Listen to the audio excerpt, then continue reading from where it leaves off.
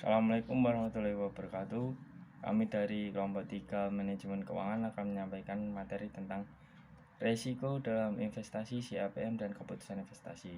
Kelompok 3 beranggotakan 1 Rizda Razak 1903-1058, Umi Handayani 1903-1059, Surya Ranggana Itama 1903-1060, Brahman Tio Wahyu P 1903-1062, Rafina Aji Septiana 1903-1063, Hesti Dwi Wijayanti 1903-1064, Farah Paradisa Arenal M 1903-1066. Saya Rizda Razak, NIM 1903-1010 akan menjelaskan tentang resiko dalam investasi. Yang pertama, resiko dalam artian ketidakpastian arus kas. Pendekatan ini menggunakan dasar pemikiran bahwa semakin tidak pasti arus kas suatu investasi, semakin beresiko investasi tersebut. Dengan demikian, analisis akan dipusatkan pada arus kas. A. Ketidakpastian arus kas. Apabila kita tidak pasti akan menerima sejumlah uang tertentu di masa yang akan datang, kita akan mengatakan bahwa penerimaan tersebut mempunyai sifat pasti. Karena itu, investasi yang mempunyai karakteristik seperti itu dikatakan bersifat bebas resiko. Kalau kita berbicara tentang masa yang akan datang dan ada unsur ketidakpastian, maka kita hanya bisa mengatakan tentang nilai yang diharapkan. Sedangkan kemungkinan menyimpang dari nilai yang diharapkan diukur dengan defisiasi standar. Lalu, operating risk dan ketidakpastian arus kas. Apa yang menyebabkan suatu perusahaan mempunyai ketidakpastian arus kas yang lebih besar dari perusahaan lain? Bila faktor pendanaan kita pegang konstan, artinya perusahaan menggunakan struktur pendanaan yang sama atau menggunakan modal sendiri seluruhnya. Perusahaan yang punya operating risk atau resiko operasi yang tinggi berarti bahwa laba operasi atau yang menjadi sumber kas masuk sangat peka terhadap perubahan penjualan. Dengan kata lain, perubahan penjualan yang kecil akan mempengaruhi laba operasi cukup besar. Mengapa bisa demikian? Karena penyebabnya adalah faktor operating leverage. Operating leverage menunjukkan penggunaan aktiva yang menimbulkan biaya tetap. Biaya tetap adalah biaya yang tidak berubah meskipun aktiva perusahaan berubah. Lalu yang kedua, resiko proyek. Bila digunakan ketidakpastian arus kas sebagai pengukur resiko, maka pemikiran ini berarti bahwa semakin tidak pasti arus kasnya atau semakin besar nilai deviasi standar arus kas tersebut, semakin beresiko proyek tersebut. Pada ekstrimnya, pola arus kas bisa dikelompokkan menjadi dua tipe. Yang pertama, tidak mempunyai korelasi sama sekali atau independen. Yang kedua, berkorelasi sempurna. Bila ketidakpastian arus kas digunakan sebagai pengukur resiko investasi dan karenanya semakin tidak pasti arus kas, semakin besar resikonya. Maka tingkat bunga yang dipergunakan tentunya tidak bisa mengakomodir faktor resiko tersebut. A. Mengakur resiko investasi untuk arus kas yang independen. Arus kas yang independen berarti bahwa arus kas pada tahun N plus 1 tidak berkaitan dengan arus kas pada tahun N. Artinya, bila arus kas pada waktu ke N ternyata menurun 10% dari yang diharapkan, arus pada waktu N plus 1 tidak mesti akan menurunkan sebesar 10%. Bisa saja tetap sesuai dengan yang diharapkan, atau jika menyimpang, tidak mesti sejalan dengan tahun ke N. Lalu, mengukur resiko investasi untuk arus kas yang tidak independen. Seringkali arus kas pada suatu waktu berkorelasi dengan arus kas pada waktu berikutnya. Dalam keadaan semacam ini, kita perlu memperhatikan koefisien korelasi antara waktu dari arus kas. Terima kasih, presentasi dari saya bisa dilanjutkan oleh teman saya. Assalamualaikum warahmatullahi wabarakatuh. Perkenalkan, nama saya Umi Handayani, NIM 1503101059. Saya ingin melanjutkan presentasi dari saudari Rizda Razak, yaitu yang pertama mengukur resiko investasi untuk arus kas yang independen.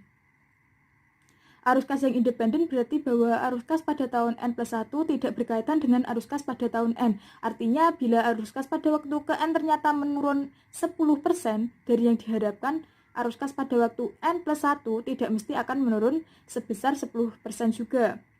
Bisa saja tetapi sesuai dengan yang diharapkan atau jika menyimpang tidak mesti sejalan dengan tahun ke N.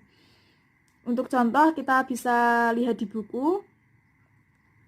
Kita lanjutkan saja yaitu dengan hasilnya. Apakah proyek tersebut menguntungkan? Sulit untuk menjawabnya karena kita menghitung NPV yang diharapkan dengan menggunakan RI. Untuk melengkapi informasi, kita perlu menghitung deviasi standar NPV proyek tersebut. Kembali ke hasil perhitungan di atas. Apa arti hasil perhitungan tersebut? Hasil tersebut menunjukkan bahwa proyek tersebut diharapkan memberikan NPV sebesar 1.656.000, tetapi dihitung dengan RI. Dengan mempunyai kemungkinan untuk menyimpang dari expected NPV tersebut. Yaitu yang kedua, saya akan menjelaskan mengukur risiko investasi untuk arus kas yang tidak independen. Seringkali arus kas pada suatu waktu berkorelasi dengan arus kas pada waktu berikutnya. Dalam keadaan semacam ini, kita perlu memperhatikan koefisien. Untuk contoh, kita bisa lihat di buku atau di makalah. Dan dengan hasilnya, saya akan menjelaskan, yaitu apakah proyek ini cukup aman. Sekali lagi diperlukan judgement untuk memutuskan, karena proyek tersebut nampaknya tidak mempunyai distribusi normal. Apa itu distribusi normal?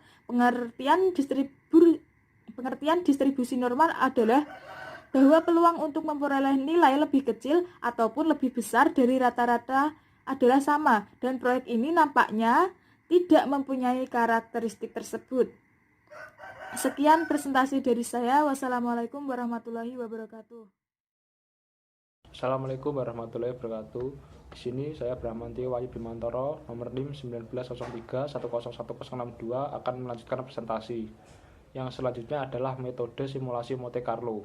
Simulasi Monte Carlo merupakan metode tipe simulasi probabilistik dalam mencari penyelesaian masalah dengan sampling dari proses random atau acak.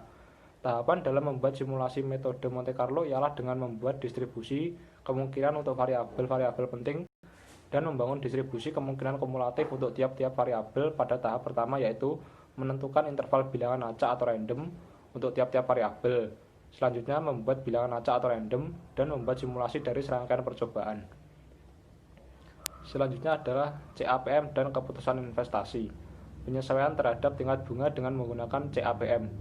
Model CAPM mendasarkan diri pada pemikiran bahwa semakin besar risiko suatu investasi, semakin besar tingkat keuntungan yang diminta oleh pemodal. Dalam CAPM, risiko didefinisikan sebagai beta atau dengan logo yang mirip dengan huruf B. Dengan demikian, perusahaan yang mempunyai operating leverage atau siklikalitas yang tinggi diartikan sebagai perusahaan yang mempunyai risiko atau beta yang tinggi. CAPM secara formal dirumuskan sebagai berikut. RI sama dengan RF plus beta I dikali RM dikurangi RI. Keterangan RI adalah tingkat keuntungan yang layak untuk sekuritas I, RF tingkat keuntungan dari investasi bebas risiko, beta I adalah ukuran risiko sekuritas I, dan RM adalah tingkat keuntungan portofolio pasar. Assalamualaikum warahmatullahi wabarakatuh. Saya Surya Ranggana Utama dari kelompok 3 akan menyampaikan materi tentang slide 8, yaitu tentang CAPM. Jadi jika kita ingin menerapkan CAPM dalam capital budgeting, maka yang diperlukan adalah 1. Menaksir beta dari proyek atau rencana investasi yang sedang dianalisis. 2. Menaksir tingkat keuntungan portofolio pasar. Sebagai proksi sering digunakan tingkat keuntungan rata-rata dari seluruh kesempatan investasi yang tersedia di pasar modal atau indeks pasar. 3. Menaksir arus kas yang diharapkan. Jadi bagaimana cara menaksir beta? Beta tidak lain merupakan koefisiensi regenerasi antara excess return suatu saham dengan excess return portofolio pasar. Apa itu excess return? Excess return adalah selisih antara tingkat keuntungan dengan tingkat keuntungan bebas risiko. Dinyatakan dengan rumus sebagai berikut. RI dikurang RI excess sama dengan excess return saham. dan RN dikurang RF sama dengan excess return portofolio pasar. Hanya saja bila biasanya rumusan persamaan regresi dinyatakan sebagai Y sama dengan A plus BX, maka CAPM menyatakan bahwa A sama dengan 0 sehingga Y sama dengan BX. Selanjutnya diversifikasi bisnis. Yang menarik dari pendekatan CAPM ini adalah bahwa setiap proyek diperlakukan sebagai perusahaan mini. Artinya kalau suatu perusahaan, misalkan bisnis utamanya adalah industri farmasi, akan mendirikan perusahaan pembangunan perumahan atau real estate, maka rencana investasi tersebut akan diperlakukan sebagai suatu proyek yang terpisah dari bisnis ini, kecuali kalau rencana investasi tersebut ternyata diharapkan memberi sinergistik efek pada bisnis saat ini. Barulah perlu dipertimbangkan efek sinergi tersebut. Efek sinergi biasanya diharapkan muncul kalau perusahaan melakukan diversifikasi bisnis yang berkaitan. Perkenalkan, nama saya Rafina Aji Septiana, NIM 1903101063. Di sini saya akan menjelaskan tentang diversifikasi bisnis. Apa sih diversifikasi itu? Diversifikasi adalah bisnis yang berekspansi atas aktivitas bisnis yang tidak bereaksi negatif terhadap penurunan ekonomi yang sama seperti aktivitas bisnis Anda saat ini. Dalam pendekatan KAM ini, setiap proyek diperlakukan sebagai perusahaan mini, yang artinya suatu perusahaan dikatakan bisnis utamanya adalah industri farmasi, akan mendirikan perusahaan pembangunan perumahan, maka rencana investasi tersebut akan diperlakukan sebagai proyek yang terpisah dengan bisnis saat ini, kecuali kalau rencana investasi tersebut diharapkan memberikan efek sinergi pada bisnis saat ini, barulah perlu dipertimbangkan efek sinergi tersebut pada analisis. Efek sinergi biasanya diharapkan muncul kalau perusahaan melakukan diversifikasi ke bisnis yang berkaitan. Suatu misal, perusahaan manufaktur melakukan ekspansi dengan membentuk perusahaan distributor. Dengan cara ini diharapkan bisa menghemat biaya distribusi. Penghematan ini merupakan efek sinergi. Sekian dari saya. Assalamualaikum warahmatullahi wabarakatuh. Saya Histi Dwi Jayanti, NIM 1903101064. Di sini saya akan melanjutkan presentasi mengenai materi diversifikasi bisnis. Baik, kita langsung saja mengacu pada contoh. Misalkan di sini ada perusahaan distributor yang didirikan dengan investasi sebesar 2 miliar. Karena perusahaan distributor akan beroperasi selamanya, maka taksiran kas masuk bersih tahun pertamanya adalah sebesar 250 juta. Dan diperkirakan akan meningkat setiap tahun 10% selamanya. Dengan menggunakan CAMP, diperkirakan tingkat keuntungan yang relevan untuk usaha distribusi adalah 20%. Dengan demikian, maka perhitungan NPV-nya adalah NPV sama dengan 2 miliar. Ini didapat dari investasi ditambah dengan 250. Ini didapat dengan kas masuk tahun pertama dibagi dengan 0,20. Ini didapat dari keuntungan untuk usaha distribusi dan dikurangi dengan 0,10. Ini didapat dari peningkatan setiap tahun. Nah, sekarang misalkan dengan perusahaan distributor tersebut merupakan perusahaan manufaktur, dapat menghemat biaya pemasaran sebesar 110 juta per tahunnya atau tidak meningkat selamanya. Tingkat keuntungan dan dipandang relevan untuk perusahaan manufaktur adalah 22%. Present value penghematan ini adalah PV penghematan sama dengan 110 dibagi 0,22 sama dengan 500 juta. Dengan demikian, NPV proyek tersebut adalah NPV proyek sama dengan 500 juta ditambah dengan 500 juta sama dengan 1000 juta atau 1M. Kesimpulannya, di sini adalah NPV bertambah lebih besar karena ada tambahan manfaat dalam bentuk penghematan biaya, bukan karena diversifikasi.